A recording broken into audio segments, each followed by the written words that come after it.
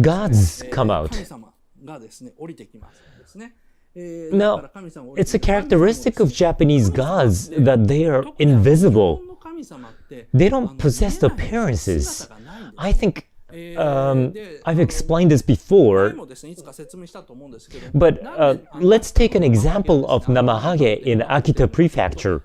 People cover their virtual gods with masks and straw capes to pretend that's how they look like, knowing that essentially gods are shapeless. This idea is close to the worshipping of spirits in Southeast Asia. That's why the English title of this movie is Spirited Away. It means that these beings that you see in the movie are closer to spirits and gods. You can't see their bodies, so the only things you can see are the masks that they wear. However, those spirits in the movie become more and more substantial and visible to Chihiro as they come ashore, even though they aren't supposed to be. So this world is in a realm that is between the real world where the humans live and the world of gods. So the monsters come ashore one after another, but Chihiro at this point just think of them as monsters, not gods.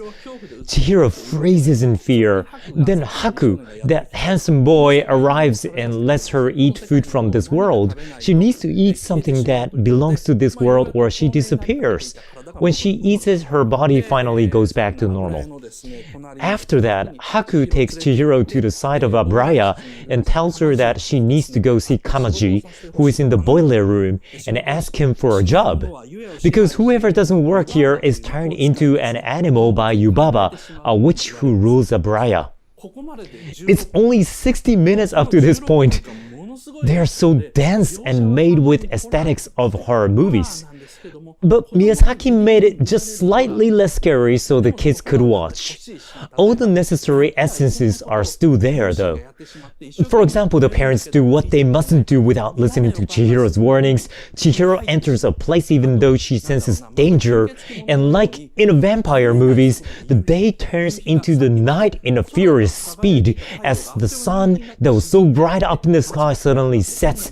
Then these strange beings appear on the dark street. These amazing scenes unfold one after another without an interval in such short time. This is really the best horror movie sequence in the world. But not many people see this movie as a horror movie. So, one of the 14 mysteries that we cover tonight is about a mystery of this mysterious world. So, what is this world?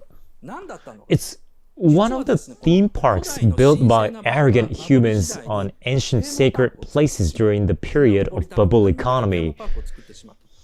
On top of that, this theme park was destroyed and the entire facility was turned into a haunted house. So that's what this mysterious world is. The situation resembles the one in Shining. It's like their haunted house made so much bigger in scale. That's why people don't realize that it's a horror movie. They think that it's a fantasy.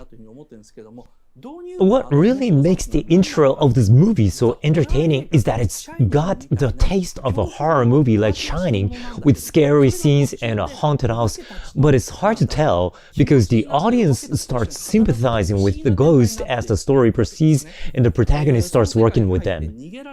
So the main plot is about a girl who gets stuck in the world and can't get out. The parents turn into pigs and her body starts vanishing as well, so the movie starts as a great horror movie, then it starts shifting towards a fantasy movie. This movie actually got the concept of shifting from a horror to a fantasy from somewhere else. Where did that come from? Well, I'll talk about it in the next segment. Oh my god, no time to read comments. It's already 35 minutes? The free part isn't over yet. Pretty tough. Well, let me have some water. There's so much to cover.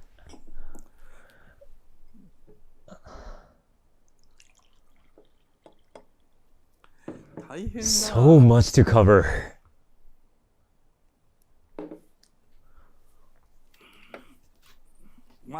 Well, it's still gonna be a free broadcast. Good for you guys. Well, for me, I wanted to finish this in 30 minutes.